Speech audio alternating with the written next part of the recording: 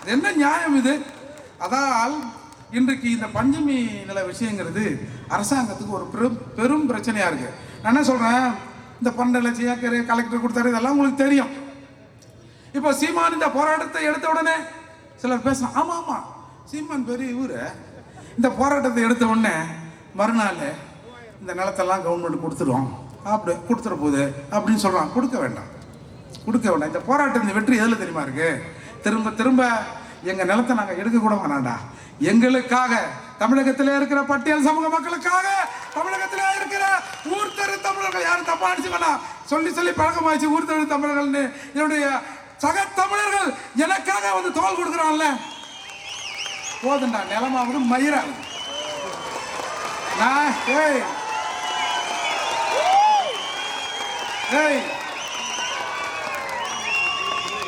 நாங்க பிரிச்சு கொண்டாங்க, பிரிக்கின்ற காலம் வரும்.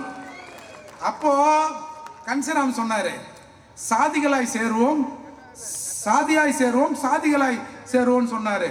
அப்போ தமிழர் நிலத்தை, தமிழகத்தில் இருக்கிற தமிழ்நாட்டின் வளங்களை எல்லாம் தமிழர்கள் பிரிச்சு கொள்வோம்.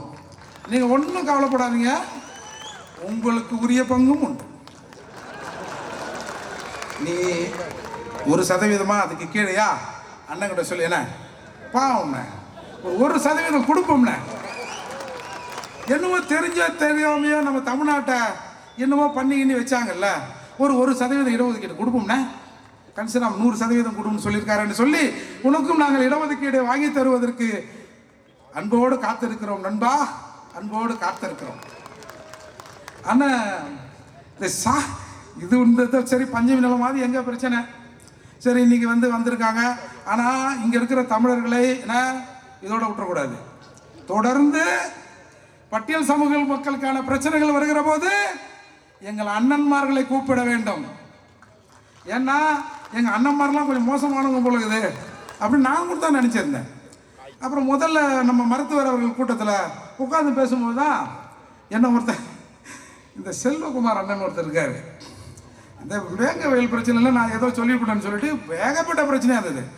அப்புறம் அந்த கூட்டத்தில் உட்காந்து பார்க்குறேன், ஏன்னா அண்ணன் பேசுகிறாரு, நம்ம தான் தப்பாக நினச்சிருந்தோமோ, அது மாதிரி தான் இன்றைக்கி பல சமூக தலைவர்களை நாங்கள் வேற்றுமையாக தான் நினச்சிருந்தோம். இதை நினைக்க வச்சான். அப்படி இல்லைப்பா, எல்லாரும் ஒன்று தான்பான்னு அண்ணன் சீமான், அன்புமணி போன்றவர்கள் இன்றைக்கு நிறுத்திருக்காங்கல்ல. இப்போ சாதிவாரி கணக்கெடுப்பு, அது என்ன சொல்கிறாங்க, எங்ககிட்ட இல்லைங்க அந்த அதிகாரம். ஏன் இல்லைங்க அது செல்லாதுங்க.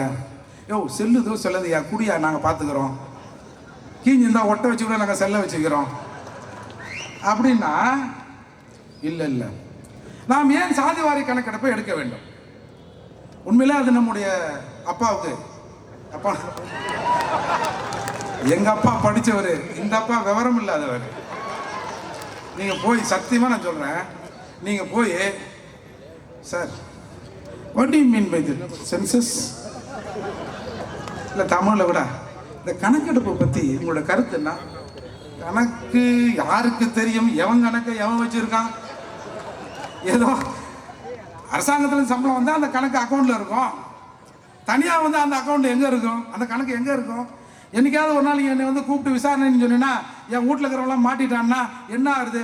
அதால என் கணக்கு பல இடத்துல இருக்கும் அப்படின்னு சொல்லுவார்னா கூட சொல்லுவார். முதல்ல சாதிவாரி கணக்கெடுப்பு அப்படின்னா என்னன்னு தெரிஞ்சுக்கணும். ஒவ்வொரு முறை மக்கள் தொகை கணக்கெடுக்கிற போது இந்த தமிழ்நாட்டில் எல்லாரையும் தலை எண்ணுவான். எஸ்சி ஆகிய எங்களை, பட்டியல் சமூக மக்கமாக எங்களை, பறையரை, பல்லரை, இன்னொருத்தரை எல்லாரையும் வீட்டுக்கு வருவான். உங்கள் வீட்டில் எத்தனை பேர் இருக்கிறீங்க? இதனா மூர்த்தியா? என்ன படிச்சிருக்காரு? சரி, என்ன படிச்சிருக்காரா? என்ன சம்பளம்? வீட்டில் எத்தனை பேர் படிச்சிருக்கான்? வீட்டில் டிவி இருக்கா? எத்தனை இன்ச்சு டிவி? கார் இருக்கா? பைக் இருக்கா? ஆண்டு வருமானம் எவ்வளோ? அப்படியா? வேற யாராவது இன்கம் சோர்ஸ் எதனாவது இருக்கா? பிஸ்னஸ் ஏதாவது பண்ணுறீங்களா? சரி, இவ்வளோ தானே உங்கள் அசெட் என்ன? இதெல்லாம் கணக்கு பண்ணி போயிடுவோம். பக்கத்து வீட்டில் ஒரு வன்னியரோ, ஒரு தேவரோ, வேறு யாரோ நாடாரோ யாராவது இருந்தால் அவங்க வீட்டில் எத்தனை பேர் இருக்காங்க அப்படின்னு எண்ணிக்கின்னு போயிடுவான். இதுதான் மக்கள் தொகை கணக்கெடுப்பு. சாதிவாரி கணக்கெடுப்பு சென்சஸ், ஸ்டேட்டஸ். அது சென்சஸ், இது ஸ்டேட்டஸ். இதெல்லாம் நம்ம தலைவருக்கு தெரியாது. என்னன்னா என்ன என்றாங்கல்ல, என்னை எந்த கணக்கு பண்ணுறாங்கல்ல, மூர்த்தி என்ன படிச்சிருக்க, உனக்கு என்ன வருமானம், உன் வீட்டில் என்ன காருக்குதா, டிவிக்குதா, 2 பொண்டாட்டிக்குதா, எதையாவது கேட்குறான்ல. அதை மாதிரி எல்லா சமூகத்துக்காரனையும் அந்த ஸ்டேட்டஸை எடுப்பாங்க. எடுத்து இது ஏன் எடுக்கிறான்? இந்த சாதிவாரி கணக்கெடுப்பிற்கு நீதிமன்றங்கள் எல்லாம் ஒரு காலத்தில் எதிராக இருந்தது. இன்றைக்கு நீதிமன்றமே சொல்லிடுச்சு, ஏப்பா 1ஆம் கிளாஸில் எடுத்த சட்டையை கொண்டாந்து 10ஆம் கிளாஸில் போட சொல்லல, சரியா இருக்குமா, வயிறு பிதுங்கி நிற்குது பார் அப்படின்னு நீதிமன்றம் சொல்லிடுச்சு. ஏன்னா இந்த கடைசியாக தமிழகத்தில் எடுக்கப்பட்ட சாதிவாரி கணக்கெடுப்பு என்பது 1931 எடுத்திருக்காயா. எல்லாரும் எப்படி இருக்கான் அப்படின்னு பார்த்து 1931 எடுக்கப்பட்டு இன்றைக்கு இடஒதுக்கீடு நடைமுறைப்படுத்தப்படுகிறது என்று சொன்னால் அது அந்த 1931 தான். இன்னைக்கு எவ்வளோ பேர் கூடியிருப்பான், எவ்வளோ பேர் குறைஞ்சிருப்பான்ல. ஆகவே நீதிமன்றங்கள் ஒரு பார்வையை சொல்லியது, இந்த சாதிவாரி கணக்கெடுப்பை நீங்கள் எடுங்க, எடுத்தால் தான் இந்த இடஒதுக்கீடு கடைசி வரை போகிறதா போலையான்னு தெரியும். எனவே சாதிவாரி கணக்கெடுப்பை எடியா இந்த இடஒதுக்கீட்டில் மாற்றணுமா மாற்றக்கூடாதா அப்படின்னு நாம் ஒரு ஸ்டடி பண்ணணும்னு ஒரு கருத்துக்கு நீதிமன்றம் வந்தது. அதன் அடிப்படையில் தான் தமிழகத்தில் இருக்கிற எல்லா சாதி சமய மக்களும், என்னுடைய அன்பு சகோதரர்கள் எல்லோரும் எப்படி இருக்கிறாங்கன்னு இப்ப கணக்கெடுப்பு எடுத்தா அடுத்த 10 வருஷத்துல நான்லாம் முன்னேறணும்னா பின்னாடியே இருக்கணும், அப்படியே தாங்க இருக்கணும் அப்படின்னு அரசாங்கம் என் மீதான ஒரு கவனத்தை செலுத்துவதற்கு ஒரு வாய்ப்பு இருக்கும்.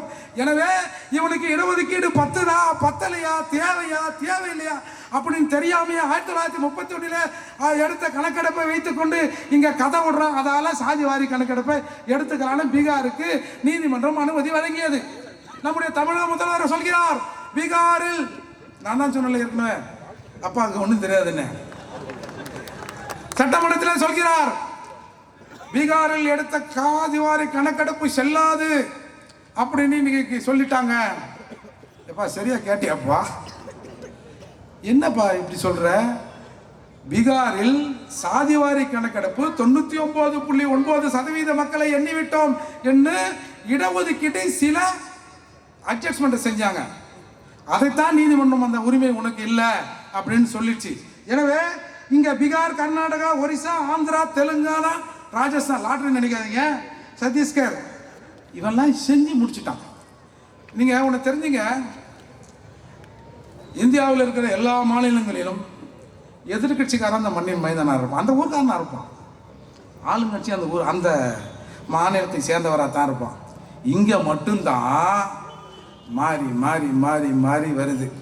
இந்த மாறுதல்ல, இந்த மாறுதலை நிறுத்துவதற்குத்தான் செந்தமிழன் சீமான் வருகிறார். யாரும் தமிழகத்திலே வாழலாம், ஆளுகிற அந்த தகுதி அந்த உரிமை தமிழனுக்கு மட்டும்தான் இருக்கிறது என்பதன் அடிப்படையில் இன்றைக்கு வந்திருக்காங்க. அதால கலவரங்கள் வர வேண்டும், மூர்த்தி பேசக்கூடாது. சீமான்னா ஒரு ஓரா பேசுறாரு, இருந்தாலே விட அப்படின்னு சீமான் பேசுகிற போது 4 முட்டை அடிங்கப்பா, மூர்த்தி பேசுகிற போது 4 கோஷமாவது போடுங்கயா. குறைஞ்சபட்சம் இன்றைக்கு பட்டியல் சமூக மக்களின் கடைசி இறுதி போராட்டம் என்ன தெரியுமா? வயிறு வலிக்க கத்துவோம், வீர வணக்கத்தை போடுவோம். எப்பா மாப்பிள்ளடி வயிறு வலிக்குதுரா, கண்ணு கலங்குதுரா, கடை எந்த பக்கம்டா அப்படின்னு சொல்லிட்டு போராட்டத்தை நிறைவு செய்து போய்விடுவோம். அப்படி இருந்த நிலையில் இன்றைக்கு உங்களுக்காக நாங்கள் இருக்கிறோம், இங்கே இருக்கிற தமிழ் சமூகங்கள் இருக்கிறது என்று அண்ணன் ஒரு வழிகாட்டி இருக்கிறார். இதை இந்த பட்டியல் சமூக மக்கள், பட்டியல் சமூகம் என்றைக்கும் மறக்காது. நாங்கள் ஏதாவது என்றைக்காவது ஒரு உதவி செஞ்சா கூட இந்த சமூகம் அவர்கள் பின்னால் நிற்கும். இன்றைக்கு இத்தகைய ஒரு மாபெரும் உதவியை செய்திருக்கிற செந்தமிழ் சீமான் அவர்களையும் இந்த கூட்டத்திற்கு வந்து எங்கள் கோரிக்கைக்கு அதான் முக்கியம், இந்த பட்டியல் சமூக மக்களின் கோரிக்கைக்கு ஆதரவு அளித்து இந்நேரம் இங்கே முழங்கிக் கொண்டிருக்கிற என்னுடைய அத்தனை தமிழ் சகோதரருக்கும் என் மனமார்ந்த நன்றி. அதனால இந்த தமிழர்கள் அடங்காத சீமானையும் பறையர்களில் அடங்காத மூர்த்தியையும் தயவு செய்து விட்டுறாதீங்க. விட்டீங்கன்னா உங்களை இல்லைங்க, அரசாங்கத்தை சொல்றேங்க, எதிரிகளை சொல்றேன், விட்டுறாதீங்கயா. ஏன்னா திராவிட கட்சிகள் சேரிக்கு எதிரானவை, திராவிட கட்சிகள் சேரிக்கு எதிரானவை. அதிலும் திமுக சேரியின் நிரந்தர எதிரி. ஒவ்வொரு தாழ்த்தப்பட்டவனையும் கருணாநிதிக்கு எதிராக திருப்ப வேண்டிய காலகட்டம் இது. கருணாநிதியின் சாம்பலம் சேரிக்கு எதிராக இருக்கும். என்னது? கருணாநிதியின் சாம்பலம் சேரிக்கு எதிராக இருக்கும் என்று எங்க அண்ணன் திருமாவளவன் மேடையெல்லாம் பேசுவாரு.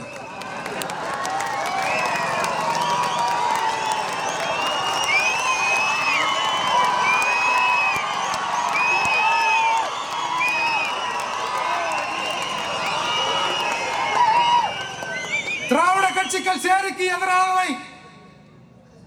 அதிலும் திராவிடம் என்று பெயரால் வருகிற எராமிச சொராமிச அவன் வந்தவன் போன இவன் எல்லாரும் சேர்த்து திமுக இன்னமும் சேரியின் நிரந்தர எதிரியாக இருக்கிறது. திமுகவின் சாம்பலம் சேரிக்கு எதிராக இருக்கும் என்று இந்த தம்பி மூர்த்தி இன்னைக்கு பேசுறல்ல, இதுதான்டா திராவிடம். ஒரு 2 நிமிஷத்துல ஒண்ணே சொல்லிடுறேன். திராவிடம் நான் உண்மையிலே வேற ஏதோ பேசணும் தான் வந்தேன். ஏங்க திராவிடம் என்ன தெரியுமா பண்ணுங்க? I know you are PM. நீ பிஎம்னு தெரியும். நீ பிக்னிக் மினிஸ்டரா பிரைம் மினிஸ்டரா? மிஸ்டர் ராஜீவ், என் கேள்விக்கு பதில் சொல்லிட்டு போ. வன்னி புலி கேட்கிறேன். கூர்வாளுன்னா போர்வாளுன்னா ஈழத்து எப்பா என்னென்னவோ சொன்னானோ